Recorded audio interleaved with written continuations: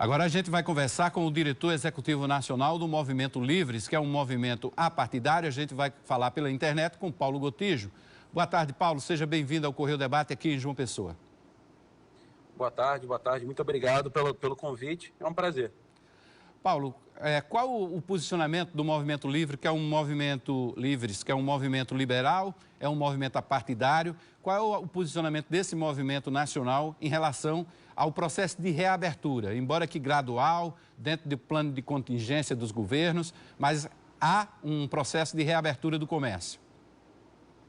Então, a gente entende que um dos grandes problemas da forma como se tem lidado com essa pandemia é a falta de clareza de meta e de prazo dos governos em geral, né? Alguns governos têm tentado fazer um trabalho em relação a isso, como, por exemplo, no Rio Grande do Sul, em alguns outros estados, em alguns municípios, de estabelecer, por exemplo, reabertura gradual, dependendo da ocupação de leitos, enfim. A nossa posição, de uma forma geral, é que isso tem que ser feito baseado em dado, com muita transparência, mas o grande problema é que nenhuma cidade, nenhum estado está testando gente no nível que se deveria testar. Um dado fundamental para a gente calcular se pode reabrir, o que deve reabrir, como fazer isso, é você ter informação sobre o número de doentes e incidência da doença na população como um todo. E isso é possível fazer com testes. E esse tem sido um dos grandes calcanhares de Aquiles dos nossos gestores. A incapacidade de aplicar testagem em massa e ter modelos mais claros, né, de transmissão da doença. De qualquer forma, a gente tem que conciliar sempre a segurança das pessoas em primeiro lugar, porque uma economia com muitos mortos não se recupera. Não existe uma dicotomia entre salvar vidas e abrir o comércio. As duas coisas são interdependentes. A gente primeiro precisa salvar as vidas para quando a gente reabrir o comércio, a economia se recuperar de verdade. Agora, a gente sente que o Brasil vai passar por um processo muito longo de recuperação econômica, né? Claro, você disse bem, primeiro salvar vidas, mas a gente tem um processo aí em andamento também de uma crise muito forte. É verdade. É uma crise inesperada, né? Não é uma crise baseada em problema de fundamentos econômicos, por exemplo, como a gente teve ali em 2014, né?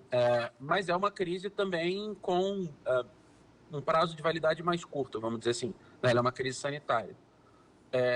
Ela vai acontecer, a economia vai mudar a partir daí, um monte de serviços ou formas de consumir ou de se organizar o trabalho vão mudar e cabe à sociedade civil pressionar os governos e trazer suas soluções para isso. Ninguém tem muita clareza do que vai acontecer. Tá? Esse é um dos grandes problemas. Assim.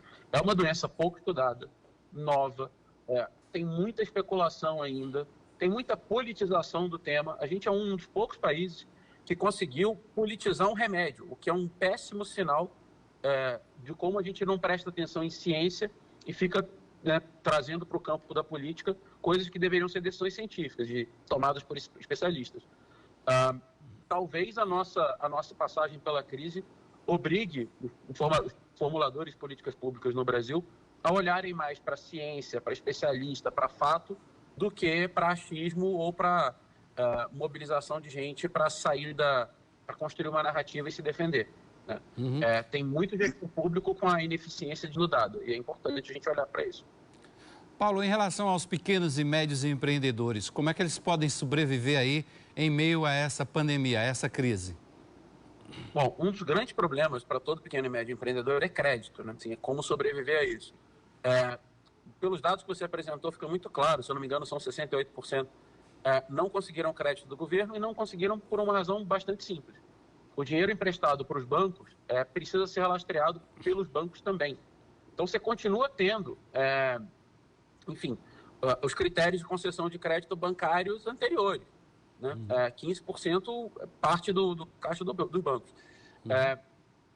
Tem problemas de gestão desses repasses, tem problemas de comunicação de como esse dinheiro deve chegar. Né? Em alguns estados, algumas agências de fomento fizeram isso.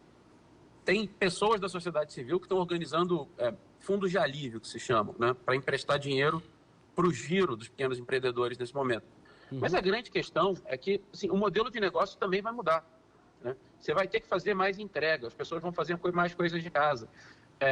Tudo isso vai ser importante. Né? Nesse momento, eu diria assim, para o pequeno e médio empreendedor, é cortar custo, tentar achar dinheiro para capital de giro barato, pressionar os seus governos para isso e, enfim, tentar salvar o seu negócio chegando perto do cliente. O cliente precisa ser atendido em casa agora, não tem como fugir disso. As pessoas querem comprar pelo aplicativo, pelo telefone.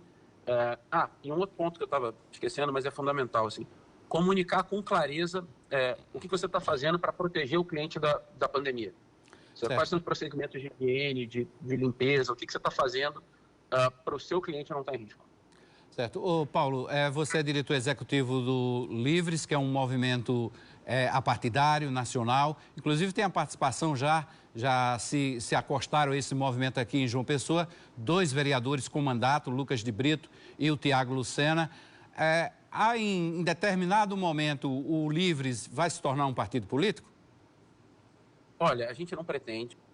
A gente começou lá atrás dentro de um partido, a gente já teve essa experiência e a gente entende que é muito melhor estar no campo de uma associação da sociedade civil, que é o que a gente é hoje, do que no campo dos partidos políticos. A gente não quer receber dinheiro público, a gente se sustenta com o dinheiro dos nossos associados, a gente tem vários mandatários muito bons associados ao Livres, e com isso a gente tem conseguido ajudar na formulação de políticas públicas que tenham impacto de verdade. A gente, enfim, entende que é o campo onde a gente consegue construir mais e a gente consegue influenciar vários partidos. Isso tem sido muito bom. Ok. Quem quiser se acostar ao Livres, como é que faz? Tem um site? Tem um site, eusoulivres.org. É muito fácil. Ou nas nossas redes sociais, no Instagram, Twitter, Facebook, todas elas são @eusoulivres. E no YouTube, youtube.com/livres. São as nossas redes sociais. Ok. Paulo Gotijo, obrigado pela participação, pela entrevista aqui no Correio Debate. Um grande abraço, meu amigo. Obrigado. Um abraço. Até mais. E o Hospital Napoleão Laureano